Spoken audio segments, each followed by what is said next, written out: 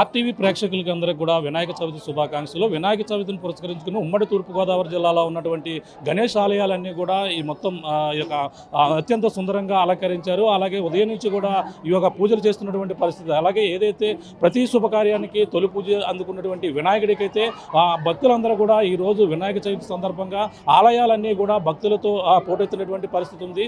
అలాగే ప్రముఖ యొక్క ఆలయంగా ప్రసిద్ధిగాంచినటువంటి పిఠాపురం జై గణేష్ ఆలయంలో భారీ ఎత్తున అయితే ఈరోజు తెల్లవారుజాము నుంచి కూడా భక్తులు పోటెత్తారు. ఈరోజు తెల్లవారుజామున ఏదైతే జై గణేష్ మాలధారణ కూడా చేయడంతో అత్యధిక భక్తులైతే ఈరోజు తెల్లవారుజాము నుంచి కూడా దర్శించుకున్నటువంటి పరిస్థితి ప్రధానంగా ఉందని చెప్పాలి. ప్రస్తుతం గణేష్ ఆలయంలో ఉన్నాం. గణేష్ ఆలయంలో భక్తులైతే పోటెత్తారు. ఈరోజు తెల్లవారుజాము నుంచి ఈ భక్తులైతే క్యూ లైన్లో కూడా నిల్చున్నటువంటి దృశ్యాలను కూడా చూస్తున్నాం. అలాగే భక్తులు అధిక సంఖ్యలో ఈరోజు తెల్లవారుజాము నుంచి కూడా పిఠాపురంలో వెలిసినటువంటి జై గణేష్ ఆలయాన్ని దర్శించుకునేందుకైతే అధిక సంఖ్యలో చేరుకుంటున్నటువంటి పరిస్థితి ఉంది. ఇప్పుడు జై గణేష్ ఆలయ అర్చకులు ఉన్నారు, మాట్లాడే ప్రయత్నం అయితే చేద్దాం. అలా ఈరోజు ఎటువంటి విశిష్టత ఉంది, నవరాత్రులు 9 రోజులు కూడా ఎటువంటి ప్రాముఖ్యత ఉందో మరిన్ని విషయాలు తెలుసుకునే ప్రయత్నం చేద్దాం. సో చెప్పండి, ఈరోజు పిఠాపురంలో జై గణేష్ ఆలయంలో ఎటువంటి కార్యక్రమాలు చేపడుతున్నారు?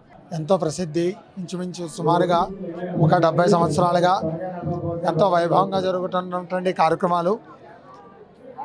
మనం ఇక్కడ గణపతి దీక్ష తీసుకోండి, గణపతి నవరాత్రులు చేయండి అని చెప్పేసి మనం చెప్తూ ఉంటాము.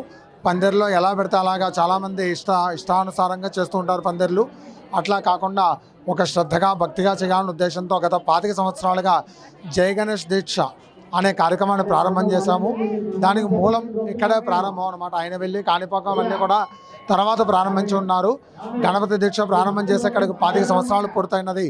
కాబట్టి ఇక్కడ గణపతి దీక్ష ఈ సంవత్సరం సుమారుగా 450 మంది స్వాములు గణపతి దీక్ష తీసుకొని ఉన్నారు. ఆ దీక్ష తీసుకున్న స్వాములందరూ కూడా పిఠాపురము పక్కన చుట్టుపక్కల 40 గ్రామాల నుంచి, రాజమండ్రి నుంచి, విజయవాడ నుంచి, హైదరాబాద్ నుంచి కూడా వచ్చి ఇక్కడ దీక్ష తీసుకొని ఉన్నారు. వాళ్ళందరూ కూడా అక్కడికి వెళ్ళి పందిర్లో నిష్టగా శ్రద్ధగా స్వామివారికి సేవలు చేస్తూ ఉన్నారు. ఏ ధర్మంలోనూ లేనిది మన ధర్మంలో ఉన్నది ఏంటంటే మనం పిలిస్తే భగవంతుడు పలుకుతాడు అనే నినాదంతో ఎంతో శ్రద్ధగా స్వామివారికి సేవలు చేయడం జరుగుతోంది. ఇవాళ వినాయక చవితి సందర్భంగా ఉదయం 2 గంటల నుంచి స్వామివారికి 11 రకాల ద్రవ్యాలతో అభిషేకము, అనంతరము స్వామివారికి విశేష అలంకారం చేసి ఉన్నాము. అనంతరము కథాశ్రవణం అంతా కూడా చెప్పి ఆ కథ చేసినటువంటి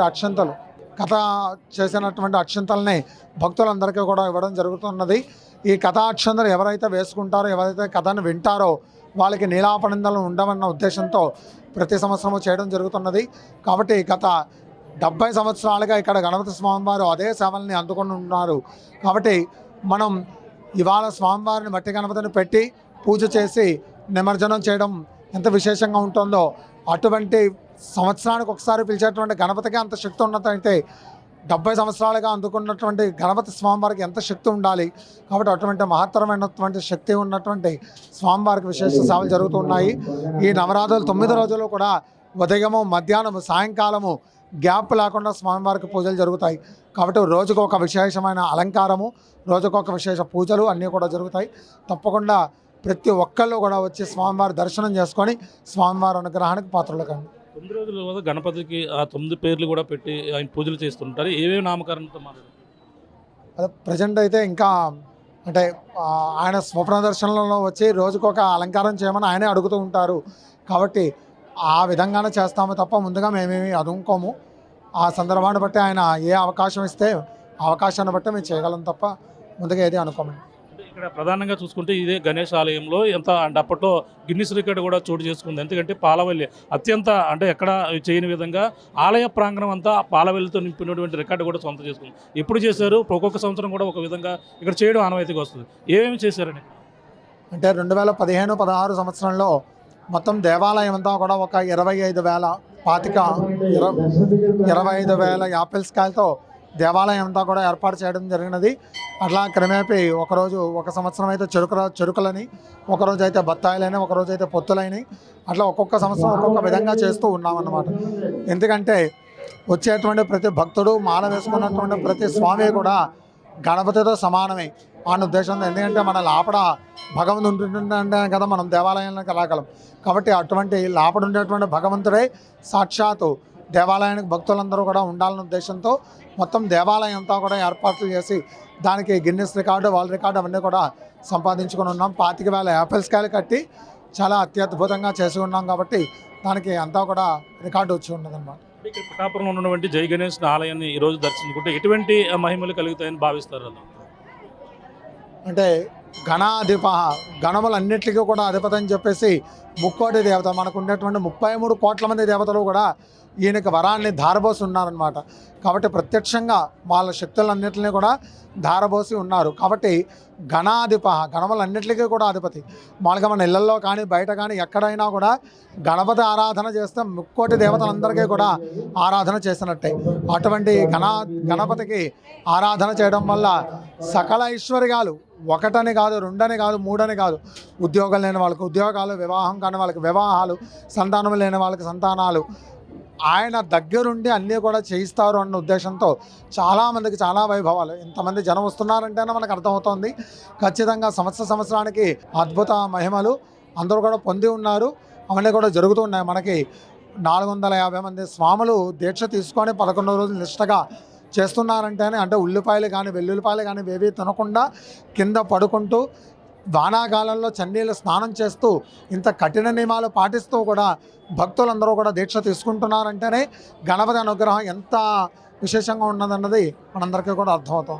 అంటే ఇక్కడ దీక్ష తీసుకున్నటువంటి ఎవరైతే ఉన్నారో వాళ్ళు 9 రోజులు మొత్తం విడుములు అన్నీ కూడా ఇక్కడ జరుగుతాయి. ఇక్కడ దీక్ష తీసుకున్నటువంటి స్వాములందరికీ కూడా 9 రోజులు ఇక్కడ ఇరుముడి సమర్పణ అనంతరం ఇవన్నీ కూడా జరుగుతాయి. ఈ సంవత్సరం అయితే 25వ తారీఖు 11 రోజుల దీక్ష, ఇవాళ 27వ తారీఖు ఉదయం 1 గంట నుంచి 2 గంటల మధ్యలో కొంతమందికి దీక్ష ఇవ్వడం జరిగింది. సుమారుగా 450 మంది అయ్యారు. 4వ తారీఖు ఇరుముడి కట్టడము, 5వ తారీఖు ఇరుముడి సమర్పణ విశేష కార్యక్రమాలు జరుగుతున్నాయి. అట్లాగే ఏ దేవాలయంలో అయినా కూడా భక్తులకి స్వాములకి అందరికీ కూడా దేవస్థానం వారు కానీ లేదా కొంతమంది కమిటీ అందరూ కూడా ఏర్పడి స్వామివారికి అన్నదానం చేస్తూ ఉంటారు.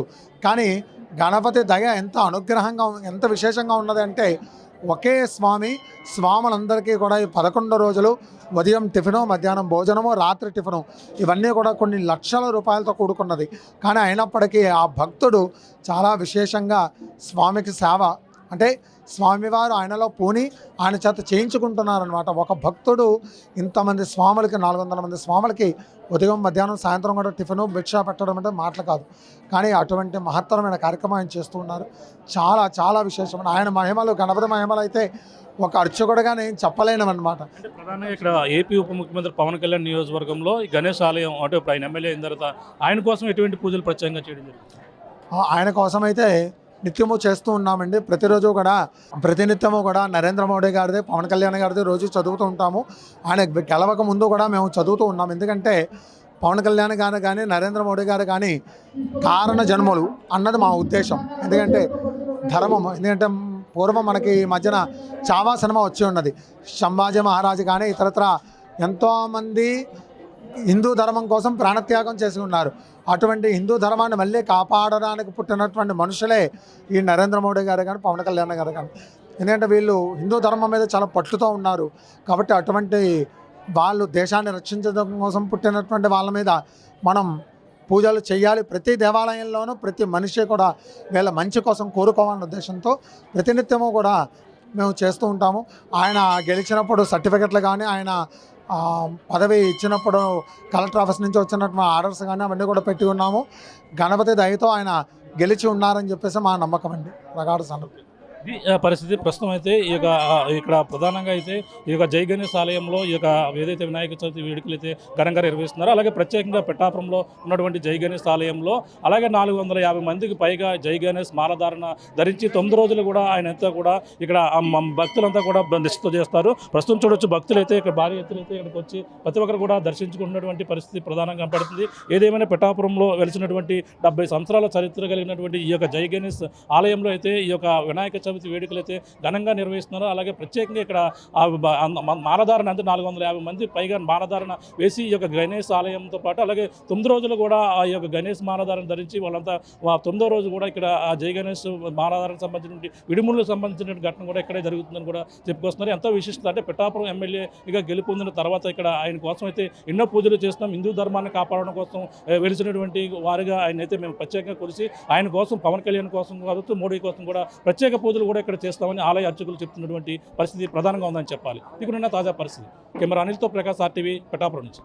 తెలుగులో ఫాస్టెస్ట్ న్యూస్ యాప్ ఇప్పుడు కొత్త అవతారంలో 5 సెకండ్లోనే పూర్తి వార్తా సమాచారం మీ చేతిలో.